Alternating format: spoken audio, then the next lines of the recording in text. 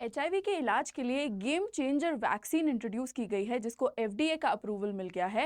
And WHO ने specifically इस particular vaccine को कहा है कि it can actually save many lives.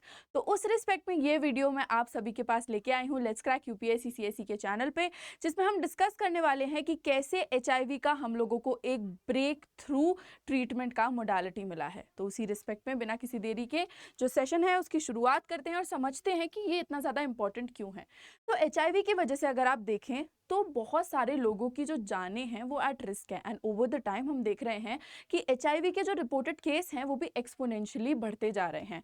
अगर आप इस पर्सपेक्टिव से देखो तो अभी तक एचआईवी प्रिवेंशन जो था वो डेली पिल्स पे रिलाय करता था। अगर ये पिल कहीं से कहीं तक भी एक भी दिन मिस हो जाती थी तो उससे रिलैप्स के चांसेस बहुत ज़्यादा बढ़ जाते थे। एंड एक बहुत ही इफेक्टिव मेथडोलॉजी नहीं मानते थे हम इस डेली पिल के ट्रीटमेंट को, जिसकी वजह से इफेक्टिवनेस पे भी क्वेश्चन था। And all at the same time the scientist were looking for alternatives जो कि ज़्यादा एफिशिएंट हो। उसी पर्सपेक्टिव से फाइनली एक नया सोल्यूशन मिला जिसमें कि लेनासापिविर जो कि ज़ुगो की आपकी ब्रांडिंग पे उपलब्ध है। 18 जून को इस वैक्सीन को एफडीए का अप्रूवल मिला। ये सबसे पहला एचआईवी प्रिवेंशन का ड्रग है जिसको साल भर में 2 बार यानी कि 6 महीने में एक बार आप लोगों को लेना होगा। और इसी पर्सपेक्टिव से आपका जो एचआईवी प्रिवेंटिव का पूरा ट्रीटमेंट मॉडल है वो फंक्शन कर पाएगा। ये बॉडी में 6 महीने तक एक्टिव रहता है। तो उस पर्सपेक्टिव से आप देख सकते हैं कि इसकी एफिकेसी भी ज़्यादा है। And all at the same time आपको रोज एक दवाई लेने पे रिलाय नहीं करना पड़ेगा। तो इसी पर्सपेक्टिव से ये एक बहुत बड़ा ब्रेक थ्रू है। आगे हम जानेंगे कि एचआईवी एक्चुअल में क्या है और ये पर्टिकुलर ड्रग कैसे काम करती है, लेकिन उससे पहले एक बहुत महत्वपूर्ण अनाउंसमेंट कि जो हमारा फ्लैट 50% का ऑफर है वो कल खत्म हो जाएगा। तो मेक श्योर कीजिए कि आप लोग अभी के अभी हमारी फ्रेटर्निटी के साथ जुड़ें और अपनी जीएस की तैयारी, सीसैट की तैयारी और ऑप्शनल की तैयारी हम पर छोड़ दें।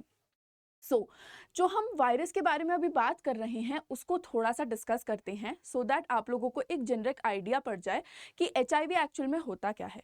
तो अगर हम एचआईवी की बात करें तो ये होता है एक वायरस जो कि हमारे इम्यून सिस्टम को ही सीधे ट्रैक डाउन करता है। एंड सबसे ज़्यादा इम्पैक्ट इम्यून सिस्टम पे ही आता है क्योंकि ये सीधे अटैक करता है हमारे टी सेल्स को, जिससे बॉडी की जो इम्पॉर्टेंट यूज़ है with respect to the immunity system that is fighting infection वो बहुत ज़्यादा इम्पैक्टेड हो जाता है। जिससे आप देखो कि अगर ये बहुत लंबे समय तक ट्रीटेड नहीं रहे तो एड्स भी बन सकता है, जिसमें थोड़े से भी सर्दी जुकाम को टॉलरेट नहीं कर पाती है एक इंडिविजुअल की बॉडी एंड एसेंशियली ये फेटल हो सकता है। तो उस रिस्पेक्ट में अगर आप देखो तो ये वैल्यू है एचआईवी की एंड ये एग्जिस्टेंस है टू अंडरस्टैंड एक्चुअल में एचआईवी होता क्या है। अगर हम ट्रांसमिशन के मोड्स के बारे में बात करें तो unprotected sex, sharing needles, mother से चाइल्ड को भी हो सकती है ड्यूरिंग प्रेगनेंसी, चाइल्ड बर्थ या फिर breast feeding, and blood transfusion से भी हो सकती है। तो इससे हम ये इम्प्लाई कर सकते हैं कि ये जो डिजीज़ है या ये जो ट्रांसमिशन है वो फ्लूइड्स के ट्रांसफ़र से होता है। तो अगर आप किसी भी प्रकार के फ्लूइड के कांटेक्ट में आते हो इन्फेक्टेड पर्सन के तो आपको एचआईवी हो सकता है। ये मियर आपके हक करने, हैंडशेक करने या खाना शेयर करने से नहीं होता। दैट इज़ वाई इस पर्टिकुलर एक्चुअल में डिजीज़ को बहुत ज़्यादा इंपॉर्टेंट है कि उस हिसाब से अवेयरनेस और सेंसिटाइजेशन भी मिले। अगर आप देखो कि एचआईवी आपकी बॉडी को एग्जैक्टली कैसे इम्पैक्ट करता है तो एचआईवी आपके इम्यून सिस्टम को धीरे धीरे वीक करता है।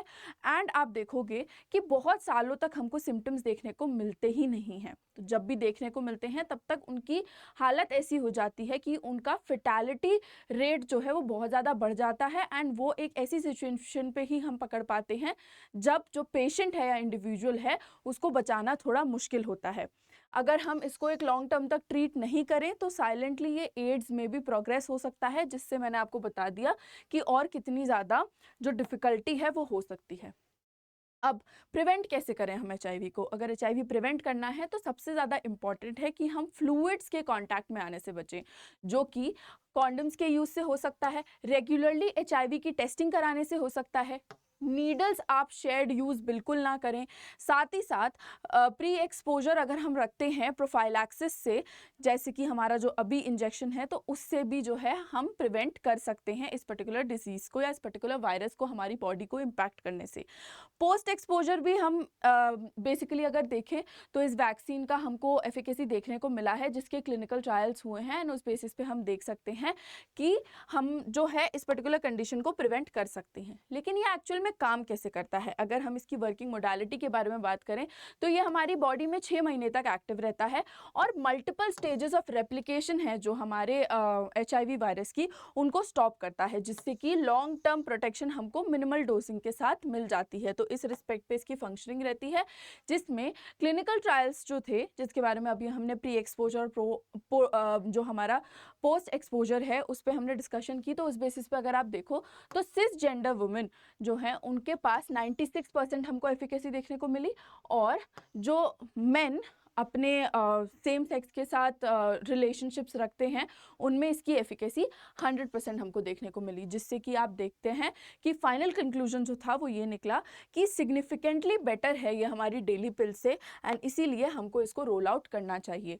WHO ने कहा कि ये गेम चेंजर हो सकता है, एंड इसीलिए उन्होंने काफ़ी ज़्यादा वेलकम किया इस पर्टिकुलर डिसीजन को और इस पर्टिकुलर फाइंडिंग को। Everyone is now working very hard जिससे कि इसको roll out for public usage किया जा सके, लेकिन देर आर सर्टन चैलेंजेस जो कि एग्जिस्ट करते हैं, जिससे कि हमारा जो गोल है वो हैम्पर हो सकता है।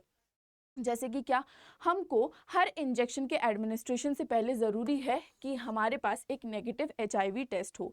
करेंटली अगर हम देखें तो जो ये इंजेक्शन है वो सिर्फ एक हेल्थ केयर प्रोवाइडर ही एडमिनिस्टर कर सकता है, उसके अलावा कोई भी नहीं, एंड हेंस थोड़ा प्रॉब्लमैटिक हो सकता है इस पर्टिकुलर वैक्सीन को एक्सेस करना।